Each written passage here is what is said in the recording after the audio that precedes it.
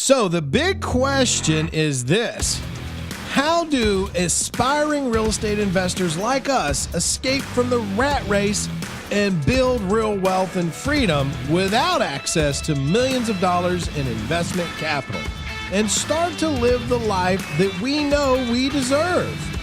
This is the question, and this podcast will give you the answer. My name is Zack Childress, and welcome to Real Estate Investing Talk Show. You know, you got to really look into co-wholesaling, and co-wholesaling is the key. And I want to share co-wholesaling with you. For those of you that don't have my quick cash course, that is co-wholesaling. I think it's like $37. Is that what it is? Yeah, it's like $37. And it's all about co-wholesaling. And so, you know, that's what I want to talk to you about. And there's different ways to co-wholesale, right? But let me just get you to understand the premise of co-wholesaling. So co-wholesaling, what? I'm just thinking about, because there's so much information in the area quick cash. Right. But do you remember how many times they came to you and was like, "Hey Zach, what about this?" And, yeah. "Hey Zach, what about this?" And you were like, yeah. That was like the lady this weekend at the event. She was asking me 101 questions, and it was all in the paperwork that I gave her. "Oh." I'm like, "It's in your paperwork." "Oh." And then she'd ask me another question. I'll be like, "Yeah, that's in your paperwork too." "Oh." It just makes me realize, like, you can give everybody everything they need and they still won't go through it. Sometimes, though, I know for like myself, I'm a verbal, I have to ask the questions. Yeah, but what about if you weren't at an event? I would find a way. I mean, right? You know me. I would find a way to ask you questions, whether it be through coaching, and I hired you, and I got access to you. Right? So co-wholesaling was one of the big topics this weekend, and it was really because of the premise of it, right? And the premise of co-wholesaling is when you're first starting out, you just don't have a lot. Well, let's just not put everybody in a bucket. Some people don't have a lot of money when they first start out, and you know, and when I say that is, look, can you do real estate with no money, no credit? Yeah, absolutely. You can contract a property, sell the contract. You can do co-wholesaling. You can do creative financing. You know, you can even go out and buy, fix, and flip properties with none of your own money. Does that mean that you don't need money? No, you're just going to use other people's money in some of those deals. Like, you know, with a wholesale, the deal still gets closed, but it's not your money. It's the other investor's money. But that doesn't mean that we don't need money for our business, right? The growth aspect, the marketing aspect. And so when we look at that, you know, sometimes that requires us to either do two things when it comes to marketing, right? Is either we spend a lot of time looking for buyer leads for free and seller leads for free, or we spend money to find seller leads and buyer leads, or we do both. And for a lot of people first starting out, not, you know, some, I should say, not a lot. I learned this weekend that we had a lot of people in that room that weren't struggling financially from what they were telling me. They just wanted to know how to get to another level in their business. But there were still people in that room that were like, "Look, man, you know, I'm sleeping in my car to be here," which I thought was just moving. Oh man. I mean, it makes me realize that, all the times I get mad at you guys on here for not trying hard enough, there's some people that are trying hard enough, and they may not feel like they're getting there yet, but they're putting in more work than some average Joe out there. And all I can say is just keep grinding, and you'll get there. And this is why I think co-wholesaling is such a vital aspect of your business, because co-wholesaling, you really only have to work on one side of the transaction. And in some cases, you can just be a facilitator. And so what do I mean by that? Well, when you're first starting out, you may not have the time to put in to find sellers and find buyers. You might just have time to do one of them. Well, if you can find seller leads and contract them, then you can go out and find other wholesalers who have buyers, and you can do a co-wholesale deal with them. You can come together with them and let them bring the buyer to the table, and you bring the deal to the table, and therefore you guys can split in the assignment fee. And it's such an easy way to get started when you don't have a lot of time or you don't have a lot of resources. But it's also a very lucrative avenue to keep in your business, even if you're doing 10 deals a month, right? if you're out there and you're knocking down 7, 8, 9 deals a month, but you got another wholesaler bringing you deals, well, why wouldn't you put a buyer on that deal too and take half that fee? So the point of it is yeah, it's a great strategy to get started with, but it's also a longevity strategy. You'll always be able to use it no matter how big you get. I was talking to a friend of mine out in Arizona, and they do about 150 transactions a year. And he said that at least half of all his deals are co-wholesale deals. Yeah. And I mean, this guy's spending hundreds of thousands of dollars on marketing a month. But he flat out said, yeah, half my deals are through other wholesalers. And so that's what I'm saying. Even though it is a valuable aspect to your business getting you started, it's always going to be part of your business. So learning co-wholesaling is something that I think I owe a lot of my success to because, I don't know, was it 6, 7, 8 years ago? Well, we'll see. Ava was 2, so what's that? 6 years ago. She's 9 now. So 6, 7 years ago, I came to the market with the co-wholesaling strategy. Not to say that I invented the strategy, but I came to the market with the term co-wholesaling. I mean, and if you don't believe me, go type in co-wholesaling and see whose site shows up. go to domain registration and see who owns that domain. Yeah, I get it. A lot of people teach it out there right now, but I'm okay with that. I'm okay that they're teaching a strategy that I brought to the market 7 years ago. It actually makes me feel good that they're helping other people more with that strategy. One of the things somebody told me a long time ago is that, when someone copies you, it's actually a compliment. And I think that's great because I know how much success that our students have had from me basically bringing that into the market 7 years ago. So look, if you learn it from me or you learn it from someone else, okay, it doesn't matter. What matters is that you take that information and you apply it because it is a very easy strategy to deploy. You just got to make sure you're doing it right. And so, one of the things we shared this weekend is there's really only 2 ways to do a co-wholesale deal. You either have to have a service provider agreement, which basically says the other wholesaler is hiring you for your services, or you have to have what's called a flex option. And a flex option just means you're taking an option on their agreement with the flexibility that if they want to sell it on their own, they can. Or a co-marketing agreement is just more of a business transaction where that company is hiring you as a service provider to bring them leads for their deals. And it's more of a legal type of service agreement, where the other one is more of a flex option where you're having the flexibility to put an option on their agreement.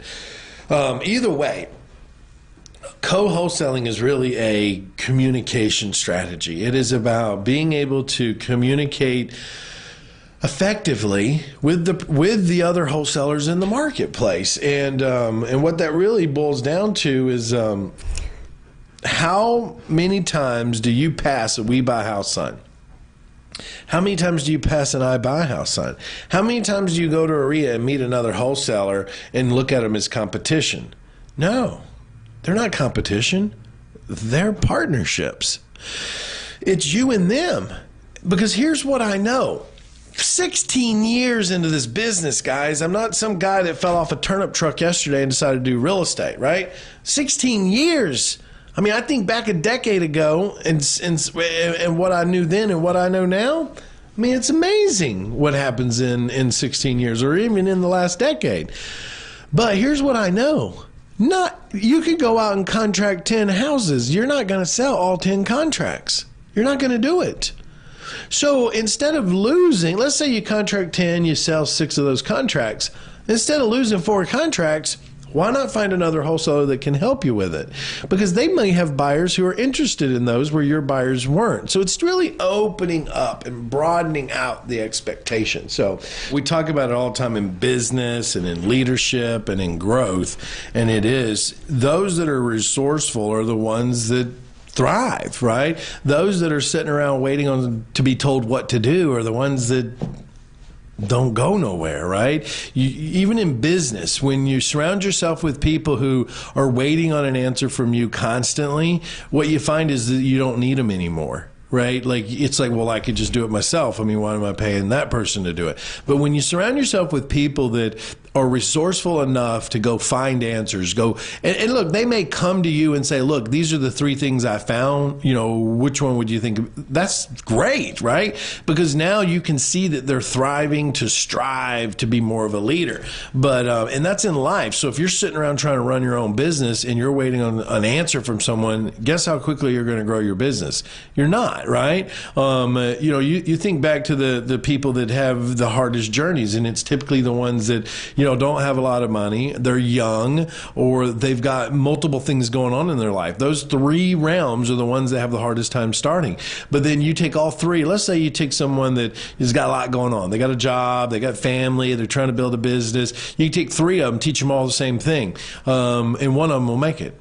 And it's usually the one that says, I'm not going to let this knock me down. I'm not going to sit around and wait for somebody else to give me the answers. I'm going to go out and figure it out. And that's exactly how I was when I got started. Look, I got a lot of bad courses. You're talking 16 years ago, guys. Like, the stuff that we have today is nothing like what it was 16 years ago. We didn't have the technology. We didn't have the REI robot. We didn't have some of the strategies that I even use today. They weren't being taught to me back then. And I could have sat around and been like, yeah, well, I'm not getting anywhere. Or I could have been like, I'm going to go figure this out and be resourceful and make it happen. I was fortunate enough in my journey that I had a lot of different mentors in my life. And those mentors really nailed that into me. Like, Zack, look, I'm here to help you, but I can only help you once you know where you're going. You're right. Like, you can't just wait on my call every couple of weeks for me to keep telling you what to do. You got to keep moving. You got to keep moving. And guys, I can tell you, as a mentor myself, I have that conversation with my own students. I'm like, why are you waiting for me to get on the phone to give you more direction? Like, you already have enough to get going. Don't make any stupid decisions. Like, don't go buy a house without having me talk to you about it. And, don't go do this without talking to me about it. And, but there's things you could be doing. You could be building the business. But, you got to be resourceful. That's how co-wholesaling started for me. I had to be resourceful. That's how wholesaling to a finance buyer started for me. I had to be resourceful. That's how all the lenders that I've raised over the years came to play. I had to be resourceful, right? I couldn't sit around waiting on somebody just to show up at my front door and say, oh, by the way, here's how you can make $1 million. No, that doesn't work. You got to be resourceful. I have to add to that because, everybody watching TV, if half the time people spent half of the time that they're watching TV going through their resources, think how successful. Oh, 100%. 100%. Like, this was so funny. I forget who it was. It was somebody at our event. I forget his name, but I was walking through the lobby on Thursday. Event started on Friday, and this was Thursday, and I'm walking through the lobby, and I see one of our students sitting there, and he's got all of our manuals out, and he's going through them, and he's highlighting. Like, that to me was like, he wasn't coming there to get answers. He was coming there to find direction. Does that make sense? Yes. Because the answers were in the material. Right. So he wanted just more direction and how to go to the next level. How to put it together. Yeah. And I'm happy to report, I think, if I'm not mistaken, he got approved to be in the mentoring program. And it was just such a full circle that I saw him there using his material. He came to the event for direction, and what he ended up realizing was that he needed somebody to help hold his hand, and he applied, he met with someone, and I'm just happy that he got in. So yeah, that's awesome. I can't wait to talk to that person. So we were just talking about the premise of co-wholesaling and why you do it, right? You're either one side of the transaction. You either have the deal or you have the buyer, and you want to be networking with other wholesalers and using either flex option or a service provider agreement. But there's also the way, which we call facilitation, or being the facilitator of a co-wholesale deal. And that's what, if you guys have the quick cash course, which there again, it's like $37. It won't break your bank. If you don't have it, you might want to get it, okay? Is that we took Brett. So there's a story in there about a guy named Brett Wade. He was here in my local market, and I walked him through a co-wholesale deal. But really what it was a facilitation of a co-wholesale deal. Because he didn't even have a house. He didn't even have a buyer. He had neither one of them. But we helped him find a wholesaler who had a house and find a wholesaler who had a buyer. There was a $12,000 assignment fee on that. And as he is the facilitator, we were able to teach him how to negotiate 1/3 of the entire transaction. So the wholesaler at the house got $4,000, the wholesaler who brought the buyer got $4,000, and Brett made $4,000. And the whole, if you watch the testimonial, I mean, it's a full footage of it.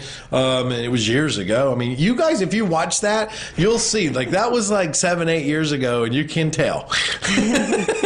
Like, you can tell. I think I even had a mustache back then. So I haven't worn a mustache in, oh my word, long time. So, but he made $4,000 on that transaction. And so, you know, so that's when you're looking at wholesaling, you're looking at it from those angles, right? Like, all right, do I have the deal and do I have the buyer? Well, I'm just going to wholesale it. But let's say I get the deal and I can't find a buyer. Well, I'm going to go to other wholesalers and I'm going to work that transaction.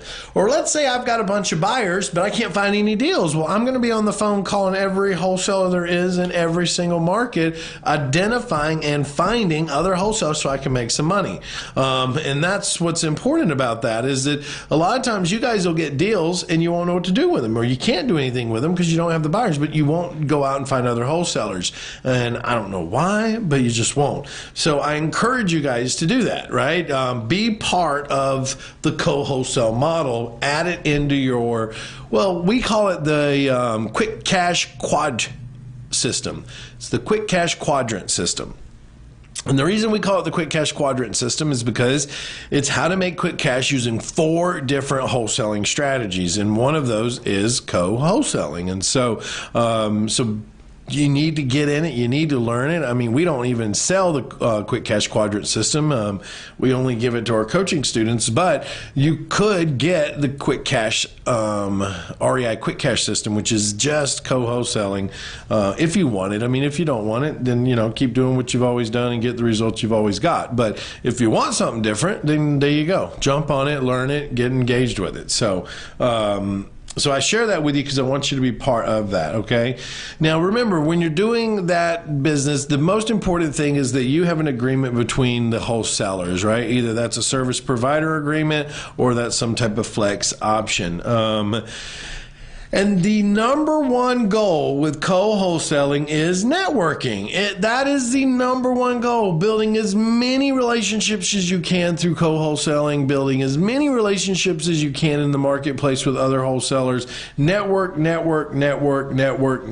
That's the key to co-wholesaling. So I share all that with you because I want you to have success. I want you to grow your business, and I want you to understand that if you're just a one-trick pony, you're going nowhere fast. If you're trying to figure this business out, and you're just simply, you know, reading a book here and reading a book there, you're not going to get there fast, right? You got to engage in the process. You not only got to be on like shows like this and read books. By the way, I've got a great book for you. But you got to also get out into live events. You got to learn. You got to be able to be around other mentors and be able to sit with mentors and really talk about your business and where you're going with your business and, you know, what's the next stage of your business. Like, these are things you've got to really engage. You can't do that sitting at home on your couch hoping you're going to grow a real estate business. We're not in the hope business. We're in the what business, Jill? The do. We're in the do business. That's right. We're not in the hope business. If we sat around and hope for success, well, you know. There's a saying. What's that? You can hope in one hand and yeah, my mama other. always said that. Or she always said want. Because I'd say, I want that. She'd say, my mother would say, yep. Yeah, want in one hand and poop in the other and see which one fills up the fastest. It wasn't quite so G-rated, though. No, my mother definitely did not hold her words back with me. Where, like, nowadays, my kids, even if we're out and they hear somebody say the word stupid, they'll look at me and go, Such a said bad that word. bad word. Like, we don't say words like stupid. We don't say words like, we don't even use the word fat in my house. We don't really either, especially because we have girls. Yeah, and that's why, because I have Ava. But I also am, as a point, like, I let them know, look, saying fat is not a bad word. It's how you say it to someone. Yeah. And so that's really the language that I'm trying to get them to understand. It's, you know, we can say all kinds of words, but when we're not thinking about how that word affects someone else, then we've lost the understanding of... Can I give you Lola for a week? What did she say? Some words? Oh my gosh, her tone. Yeah. Her tone, and then she's like A little very, cocky. I can see that with Lola. She's so very like. Yeah. I'm like, Lola, like, you are not the mama. Right. Stop. You remember that dinosaurs on Friday night that was like, not the mama, and he would always hit someone in the head with a frying pan? Oh, yeah. Maybe that strategy will work. Yeah, I mean, it's tough, man. I mean, it's tough with our youth because, I mean, like, Ava's got this little friend, and they don't care at their house. You know what I mean? Like, they don't care. They don't care. Like, I was going to...